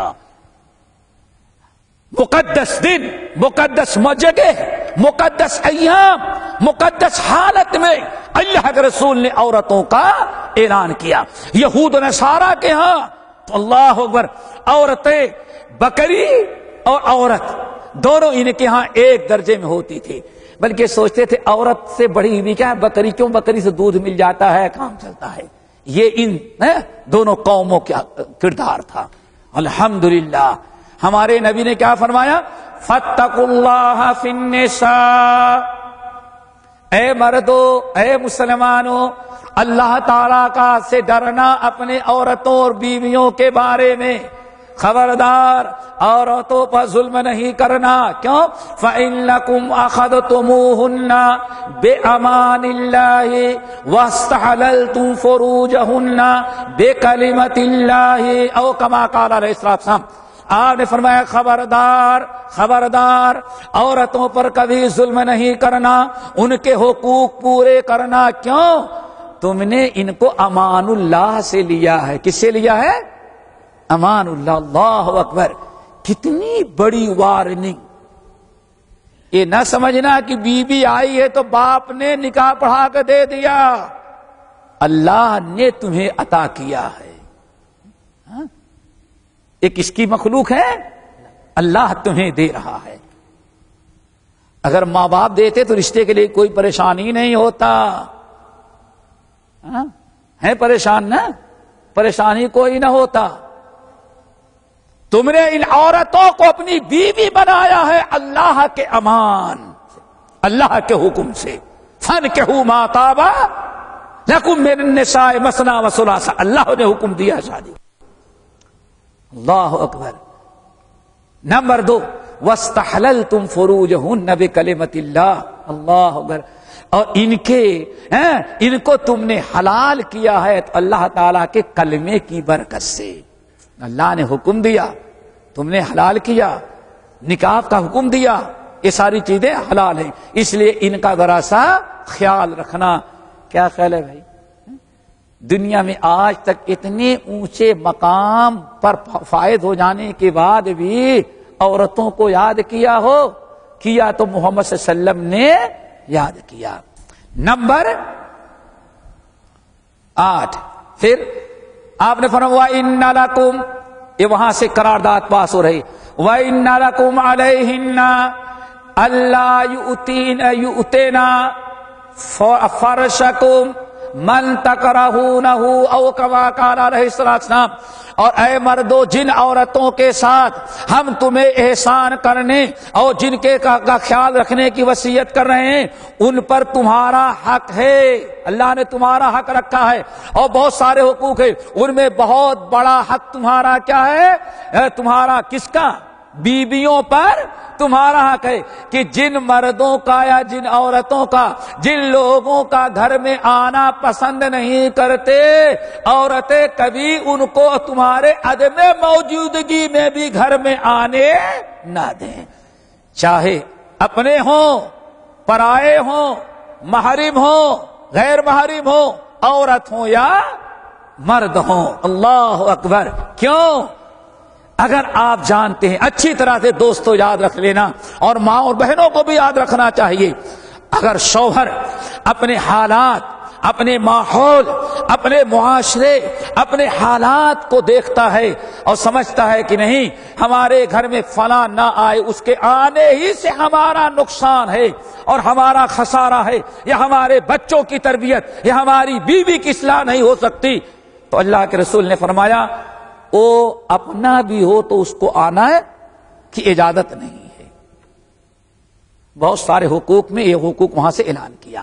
باقی جو الحمدللہ اللہ کے رسول نے فرمایا، ایک صحابی نے پوچھا یا رسول اللہ ما حق زوجت احدنا علیہ، ہماری بیویوں کا کیا حق ہے ذرا بتائیں تاکہ کہیں ایسا نہ ہو کوتاہی ہو جائے تو اللہ پکڑ لے۔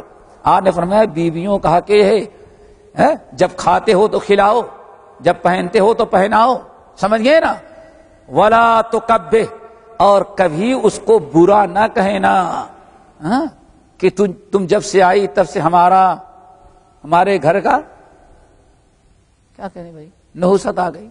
لا تکبہ، خبردار کبھی اپنی بیوی کو برا نہیں کہنا۔ نمبر 3 ولا تضرب الوجہ، کبھی چہرے پر نہیں مارنا۔ پھر آپ نے ساتھ فرمایا ولا تہجرھا الا فی البیت، اور عورتوں کا تمہارا اگر کبھی ایسا ہو تو خبردار مارنا اور ناراض ہونا تو گھر چھوڑ کر کے نہ جانا، صرف بستر الگ کرنا، کمرہ الگ نہ کرنا۔ چلو اللہ کے رسول نے فرمایا تمہارا حق تو یہ ہے کہ گھر میں کسی ایسے انسان کو نہ داخل ہونے دے جس کا داخل ہونا تم پسند نہیں کرتے۔ اللہ کے رسول نے فَإِنْ فَعَلْنَا، اگر وہ باز نہیں آتی، نہیں ہمارا اپنا ہے تو کیا آپ کے لیے میں اپنے انکل کو اپنے کزن کو چھوڑ دوں، اپنی انٹی کو چھوڑ دوں، تو آپ کی وجہ سے یہی رشتہ۔ اللہ کے رسول نے فرمایا سمجھاؤ بھائی، سمجھاؤ سمجھاؤ، سمجھانے کے باوجود بھی اگر بات نہیں آتی تو اللہ کے رسول نے فرمایا فَضْرِبُوهُنَّ غَيْرَ مُبَرِّحِينَ، پھر تمہیں مارنے کی اجازت ہے تاکہ باز آ جائیں، لیکن ایسی مار نہ مارو کہ جس سے بدن میں نشان آئے یا ہاتھ پیر ٹوٹ جائے، یہ تمہارا حق ہے۔ اسی طرح سے میرے بھائیو نمبر 8 ہے، نمبر 9 وَلَهُنَّ عَلَيْكُمْ رِزْقُهُنَّ وَكِسْوَتُهُنَّ بِمَعْرُوفٍ، اور تمہاری بیویوں کا بھی تم پر حق ہے کہ اچھا سے اچھا کھلانا، اچھا سے اچھا پہلانا، بلکہ قرآن میں کیا ہے وَلَهُنَّ مِثْلُ الَّذِي عَلَيْهِنَّ، تم اپنے لیے جو بیوی سے پسند کرتے ہو تم بھی اس کے لیے ویسے ہی بننے کی کوشش کرو۔ اللہ تعالیٰ عمل کی توفیق نصیب فرمائے۔ نہ ہو گئے نمبر 10 پورا کر دیں۔ نمبر 10 وَإِنِّي قَدْ تَرَكْتُ فِيكُمْ، اب تو سارے نبی آئے چلے گئے، ذرا غور سے سننا، سارے نبی آئے اور چلے گئے، اور چاہنے کے کچھ ہی دن کے بعد امت جو ہے پھر گمراہ ہو گئی، تو اللہ کے رسول کی امت تو بہت دن تک باقی رہنے والی تھی۔ آپ حجۃ الوداع میں آپ نے اعلان کر دیا لوگو تمہارا معاملہ سابقہ امتوں کے مانند نہیں ہے، میں چلا جاؤں گا لیکن تمہارے درمیان ایک چیز چھوڑ کر کے جا رہا ہوں، جب تک تم اس چیز کو پکڑو گے ہرگز کبھی گمراہ نہیں ہوگے۔ دنیا میں کتنے فتنے، کتنے فساد، کتنا کفر و شرک، کتنی بدعتیں پھیل جائیں، لیکن تم صراط مستقیم پر رہو گے، اسی ایک چیز کو پکڑو گے تب۔ صحابہ نے کہا وہ کیا؟ نے فرمایا کتاب اللہ، اللہ تعالیٰ کی کتاب۔ اب کچھ لوگ کہیں گے یہ کتاب اللہ تو سنت رسول کہاں ہے؟ تو میرے بھائیو 2 وجہ ہے۔ نمبر 1 اطیعوا اللہ و اطیعوا رسول، جب آدمی قرآن پر عمل کرے گا تو حدیث پر بھی عمل کرنا پڑے گا۔ نمبر 2 دوسری روایت میں اللہ رسول نے فرمایا ترکت فیکم شیئین، میں تمہارے درمیان 2 چیزیں چھوڑ کر کے جا رہا ہوں، جب تک ان دونوں چیزوں کو پکڑو گے کبھی گمراہ نہیں ہوگے، کتاب اللہ و سنت نبی، ہی ایک اللہ کی کتاب دوسرے نبی کی سنت۔ اس لیے اب میرے بھائیو قیامت تک ان آنے والے امتی اگر اپنے عقیدے، اپنے عمل، اپنے ایمان، اپنے اسلام، اپنے دین کو ہر قسم کے بگاڑ سے اگر بچا سکتے ہیں تو صرف 2 چیزیں، ایک کتاب اللہ، دوسرے سنت رسول، ان دونوں کے چھوڑ دینے کے بعد معاملہ کبھی درست نہیں رہ سکتا۔ پھر آج کچھ لوگ ایسے پیدا ہو گئے ہیں جو کہتے ہیں نہیں بھائی حدیثوں کا کیا اعتبار، صرف قرآن پر عمل کریں گے، تو قرآن پر عمل کرتے کرتے ایسے رہ گئے کہ نماز ہی ان کی نہیں ہو پائی آج تک، سمجھ گئے نا؟ آئے ابو ہریرہ کی حدیث، اللہ کے رسول کیا ارشاد فرماتے ہیں، سنو اللہ اکبر، اور فرمایا اے لوگو میں دو چیزیں تمہارے درمیان چھوڑ کر کے جا رہا ہوں، جب تک ان دونوں چیزوں کو پکڑو گے صراط مستقیم پر ہوگے، ایک کتاب اللہ، دوسرے سنت رسول۔ پھر اب آخری جملہ سنو، وَلَن يَتَفَرَّقَا حَتَّى يَرِدَ عَلَيَّ الْحَوْض۔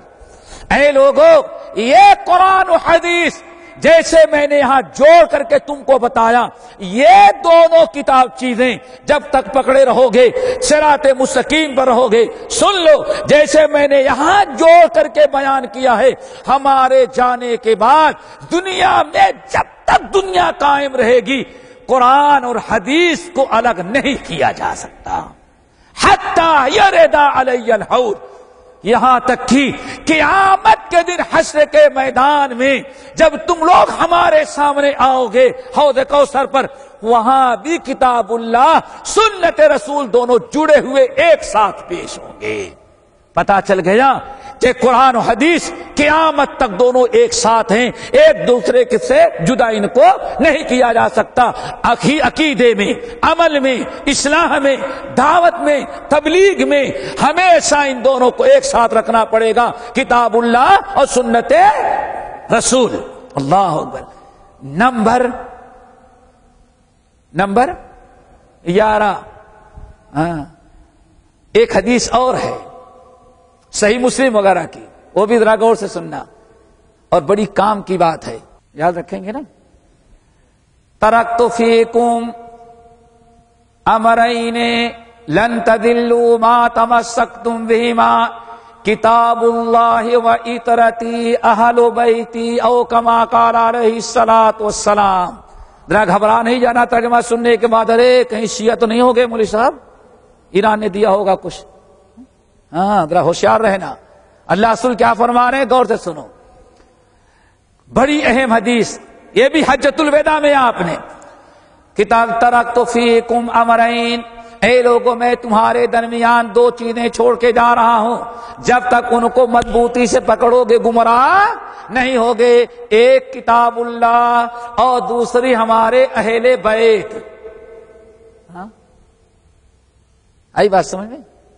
پہلی مرتبہ سن رہے ہیں، کتاب اللہ بھی اہل بیت۔ اللہ کے رسول نے فرمایا جب تک کتاب اللہ کی طرح ہمارے اہل بیت کو پکڑے رکھو گے تب تک گمراہ نہیں ہوگے، وَعِتْرَتِي أَهْلُ بَيْتِي۔ اب اہل بیت کون ہے؟ اہل بیت کون ہے؟ انما یرید اللہ لیذھب عنکم الرجس، آگے اہل البیت ویطہرکم تطہیرا۔ اب ذرا سننا غور سے، اس میں پہلی حدیث میں 3 قسم کی حدیثیں۔ نمبر 1، پہلی حدیث کیا تھی؟ صرف کتاب اللہ کا تذکرہ۔ دوسری حدیث کیا تھی؟ کتاب اللہ سنت رسول۔ اور تیسری حدیث جو اللہ کے رسول کی حجۃ الوداع کی ہے، کیا؟ کتاب اللہ اور اہل بیت۔ جب تک اہل بیت، کتاب اللہ کے ساتھ کس کو پکڑنا؟ اہل بیت۔ اب اہل بیت کون ہیں؟ تو قرآن اور حدیث میں سب سے پہلے اہل بیت جو ہیں ازواج مطہرات۔ غور سے سنیں گے تبھی، کچھ لوگوں نے کہا نہیں یہ حدیث سنی، ارے اس کا مطلب کہ تو شیعہ ہے، نہیں، اسے غور سے سنیں گے تب سمجھے گا۔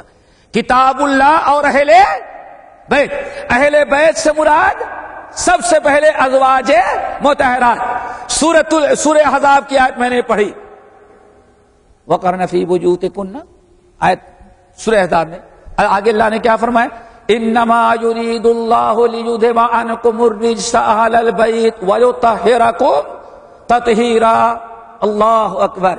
یہاں اہل بیت ازواج مطہرات، ازواج مطہرات۔ سب سے پہلے اہل بیت میں کون شامل ہے؟ اب آپ ذرا غور سے سنیں تب حدیث کی اہمیت سمجھ میں آئے گی۔ ہاں وہ کیسے؟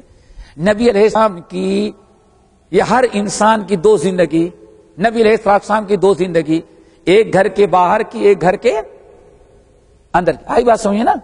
گھر کے باہر آپ کیا کرتے، کیا فرماتے تو سب کو پتا چل جاتا۔ اب آپ بتائیں گھر کے اندر آپ کیا کرتے ہیں، گھر کے اندر آپ نے کیا حدیث بیان کی، گھر کے اندر کیا آیات نازل ہوئی، وہاں نہ ابو بکر ہیں، نہ عمر ہیں، نہ علی ہیں، نہ عثمان ہیں، نہ ابو ہریرہ ہیں، نہ زبیر بن العوام ہے، وہاں صرف کون ہے؟ اہل آپ کے ازواج مطہرات۔ پتہ یہ چل گیا ممکن ہے کہ آدھی زندگی آپ کی کیسے گزری صرف اہل بیت آپ کے گھر والے جانتے ہیں۔ کون جانتے ہیں؟ آپ کے گھر والے۔ اسی لیے اللہ کے رسول صلی اللہ علیہ وسلم نے ارشاد فرمایا کتاب اللہ کے ساتھ ہمارے اہل بیت تو میری حدیث سے، اور جو قرآن کی آیت پڑھ کر کے سنائیں گے اس پر بھی عمل کرنا ضروری ہے۔ آئی بات سمجھ میں؟ اب اہل بیت میں اس کے بعد حسن بھی ہیں، حسین بھی ہیں، حضرت فاطمہ بھی ہیں، کوئی بات نہیں ہے، سب لوگ۔ آئی بات سمجھ میں نا؟ اب آپ بتائیں یہ اہل سنت کا عمل اس حدیث پر ہے کہ اہل شیعہ کا؟ نہیں بات سمجھ میں آئی، اسی لیے مزہ نہیں آیا آپ لوگوں کو۔ آپ ذرا ایمانداری سے بتائیں اللہ رسول نے کیا فرمایا تھا؟ کتاب اللہ اور اہل بیت۔ ہمارے شیعوں نے جب اہل بیت ازواج مطہرات کو چھوڑا تو کافر ہی ہو گئے، نہیں ہو گئے؟ عائشہ کو برا بھلا کہا، سوائے خدیجۃ الکبریٰ کے کسی ایک کو انہوں نے تسلیم نہ کیا۔ اب ذرا سوچیں اہل بیت کے دعوے دار کتنی حدیثوں کے منکر ہو گئے۔ پتہ یہ چل گیا حدیث بالکل اپنی جگہ واضح حقیقت پر مبنی ہے۔ نبی علیہ السلام کی گھریلو زندگی ازواج مطہرات ہی بتا سکتے ہیں۔ جو وہی رات میں نازل ہوئی، بستر پر نازل ہوئی، گھر میں نازل ہوئی، ان تمام وہی کو محفوظ رہنے والی کون ہے؟ ازواج مطہرات۔ بلکہ حسن حسین، حضرت فاطمہ، حضرت علی رضی اللہ تعالیٰ عنہم، ان لوگوں سے بھی زیادہ آپ کی حدیث سے ازواج مطہرات روایت کر سکتی ہیں۔ کیوں؟ حضرت فاطمہ کی شادی بھی سسرال چلی گئی، حضرت حسن حسین اپنے والد کے ساتھ دن میں 2 چکر لگائے، اور حضرت عائشہ تو 24 گھنٹے سے۔ آئی بات سمجھ میں؟ اب جس نے اہل بیت یعنی ازواج مطہرات کا دامن چھوڑا ان کے پاس کون دین رہ گیا؟ اب آپ لوگ بتائیں کون سا دین رہ گیا؟ آئی بات سمجھ میں؟ کون سا دین ان کے پاس ہے؟ کون سا عقیدہ رہ گیا؟ کون سی امانت داری رہ گئی ان کے نزدیک؟ صرف اس بنا پر کہ انہوں نے اہل بیت کو چھوڑ دیا۔ آج تک ہم صراط مستقیم پر قائم ہیں صرف اس بنا پر کہ ہم نے اہل بیت کو بھی مضبوطی سے تھام رکھا ہے۔ اس لیے حدیث اہل سنت کے مطابق ہے، رافضہ کے مخالف ہے، رافضہ کا کوئی عمل اس حدیث پر نہیں۔ وہ تو بس مصیبت آئی تو مولا علی کے لیے پکار لیا، عمل ہم کرتے ہیں۔ چلو نمبر 12، اللہ کے رسول نے فرمایا لوگوں قیامت کی پورا خطبہ دیا نا عرفات میں، پورا ہو گیا۔ لوگوں کیا کہو گے قیامت کے دن؟ ہم نے تو پورا کر دیا، اب تم بتاؤ قیامت کے دن اللہ تعالیٰ تم سے پوچھے گا کہ ہمارے نبی نے بات پہنچائی یا نہیں پہنچائی؟ تو کیا کہیں گے؟ اللہ پہنچائی تو، لیکن وہ 10 پارے غلطی ہو گئے تھے، یہی کہیں گے نا۔ 10 پارے کہا ہی وہ مولا علی کی بکری کھا گئی۔ کہاں کیا جواب دو گے؟ بولو کیا جواب؟ اللہ سبحانہ بولو کیا جواب دو گے؟ انتم مسئولون انی، قیامت کے دن اللہ تعالیٰ تم لوگوں سے میرے بارے میں پوچھے گا۔ لوگوں نے کہا بلغت رسالت، ادیت امانت، ونصحت امہ۔ اللہ کے رسول نے فرمایا اللہم اشہد، اللہم اشہد، اللہم اشہد، اللہ یہ اقرار کر رہے کہ میں نے آپ کا پورا پیغام پہنچا دیا تھا۔ اب یہاں ایک چیز دیکھ لیں، پیغام صحابہ نے کہا پہنچا دیا نا، لیکن محرم کا جلوس تو نہیں اللہ کے رسول نے بیان کیا، تعزیہ نہیں آیا، کہاں گیا وہ؟ اسی لیے امام مالک کہتے ہیں جو بدعت پر عمل کرتا ہے وہ اپنے زبان سے یہ کہنا چاہتا ہے کہ اللہ کے رسول نے پیغام الہی مکمل نہیں پہنچایا، خیانت کیا، چھپا دیا۔ اللہ اکبر۔ جو بدعت کو اچھا سمجھو کہ وہ کہتا اللہ کے رسول پر بہتان لگاتا ہے۔ چلیں بڑے اختصار کے ساتھ نمبر 13 دوستو، نمبر 13 بہت ساری ہیں، اسے دو پر میں بات ختم کر دوں گا۔ نمبر 13، نبی علیہ الصلوۃ والسلام خطبہ دے رہے تھے اور بڑی پیاری بات بیان کی، اور اس کو ذرا اچھی طرح سننا۔ آپ نے فرمایا اے لوگو خذوا العلم قبل ان یرفع، خذوا العلم قبل ان یرفع۔ آپ دونوں کیسے دونوں پائیدان پر پیر پنجے کے بل کھڑے اور اونٹنی پر سوار، اور آپ اس طرح سے تکلیف کے ساتھ کھڑے ہوتے ہیں اور فرماتے لوگوں خذوا العلم قبل ان یقبض، خذوا العلم قبل ان یقبض، خذوا العلم قبل ان یقبض۔ اے لوگوں علم حاصل کر لو قبل اس کے کہ اٹھ جائے علم۔ حضرت ابو امامہ کہتے ہیں اللہ کے رسول اتنا بار بار فرما رہے تھے ارے علم حاصل کر لو قبل اس کے کہ علم اٹھ جائے۔ ہم لوگ سوال کرنے سے ڈرتے تھے تو ایک بدو کو ڈھونڈا، ذرا تیز ترار لگایا، نظر آئے، سنو سنو، اس کو پانی انہیں پلایا، عرفات میں ٹھنڈا ہوا، کہا یہ اللہ کے رسول کیا کہہ رہے ہیں؟ کہا میں بھی سنا ہو خذوا العلم قبل، لوگوں علم حاصل کر لو اٹھ جانے کے پہلے، علم حاصل کر لو اٹھ جانے کے پہلے۔ کہا پوچھو، ہمارا نام نہیں بتانا، پوچھو کہ کیسے اٹھ جائے گا۔ وہ تو بدو تھا ہی، آیا یا رسول اللہ کیسے اٹھ جائے گا علم بتائیے۔ اللہ کے رسول نے فرمایا اٹھ جائے گا۔ کیسے اٹھے گا؟ ہم نے آپ سے سیکھ لیا، بیوی کو ہم سکھائیں گے، بچوں کو ہم سکھائیں گے، اور ہمارے بیوی بچے اپنوں کو کیسے اٹھ جائے گا؟ آپ نے فرمایا اللہ اکبر، سن لو آج کتنا ضرورت ہے، الا سن لو ان ذهاب العلم ذهاب العلماء، ان ذهاب العلم ذهاب العلماء۔ 3 مرتبہ فرمایا یہ قرآن و حدیث نہیں اٹھے گا، قرآن بھی گھر میں رہے گا، حدیثیں بھی رہیں گی۔ اصل میں علم اٹھ جانے کا مطلب ہے تم لوگ علماء سے فائدہ نہیں اٹھاؤ گے، اللہ تعالیٰ علماء کو موت دے دے گا، علماء اٹھ جائیں گے، قرآن گھر میں رہ جائے گا، حدیثیں الماریوں میں بند رہ جائیں گی، لیکن قرآن و حدیث پڑھانے والے ختم ہو گئے، اب تمہارے اندر جہالت عام ہوگی، اس طرح سے علم اٹھ جائے گا۔ اللہ اکبر، پتہ چل گیا کہ علم اٹھنے کا مطلب کیا ہے؟ قرآن و حدیث نہ پڑھا جائے، دنیا کی ساری چیزیں پڑھی جائیں، ساری چیزیں دیکھی جائیں، ساری چیزیں بیان کی جائیں، لیکن قرآن و حدیث سے بخار آتا ہے لوگوں کو۔ ہمیں اچھی طرح سے کبھی ایسے آ کے بیٹھتے ہیں درس میں، اعلان ہوا درس ہوگا تو دیکھتے ہیں ہاں یہ تو کچھ اور ہے، ایسے جھانکتا ہے، قرآن ہے تو اب ریورس گیئر لگایا، پھر جب دیکھا دور کا تو اٹھا چلا گیا، ارے قرآن کا درس، اللہ اکبر، یہ تو میرے اوپر گزرتا، میں دیکھا میرے بھائی۔ اللہ کے رسول نے فرمایا یہ یہود و نصارہ ہیں، دیکھو ان کے پاس قرآن موجود ہے، حدیث موجود ہے، لیکن ان کے علماء ان کو نہ بتاتے، کون سا علم یہود و نصارہ کے پاس باقی رہ گیا۔ نمبر 14 بڑی پیاری بات، اور میں کوشش کرتا ہوں اسی پر ختم کر دوں گا انشاءاللہ پھر۔ نمبر 4، آپ اونٹنی پر سوار ہیں، پنجوں کے بل کھڑے ہوئے، اور لوگوں کو فرما رہے ہیں اے لوگو اتقوا ربکم وصلوا خمسکم وصوموا شہرکم وادوا زکاة اموالکم واطیعوا ذا امرکم تدخلوا جنت ربکم۔ اے لوگو سنو، اپنے رب سے ڈرتے رہو، 5 وقتہ نماز کی پابندی کرتے رہو، رمضان کا روزہ رکھتے رہو، زکات دیتے رہو، وَأَطِيعُوا ذَا أَمْرِكُمْ، اور جو تمہارے یہاں آرڈر دینے والا ہے، حکم دینے والا جو ہے، اس کی اطاعت کرتے رہو، تَدْخُلُوا جَنَّتَ رَبِّكُمْ، اپنے رب کی جنت میں تم پہنچ جاؤ گے۔ یہ چند پیغام تھے جو ہم نے آپ حضرات کے سامنے رکھا۔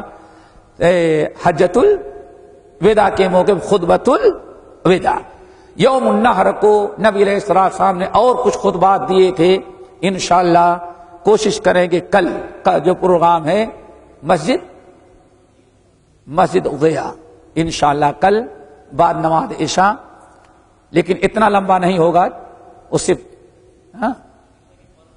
نماز عشاء کے فوراً بعد انشاءاللہ.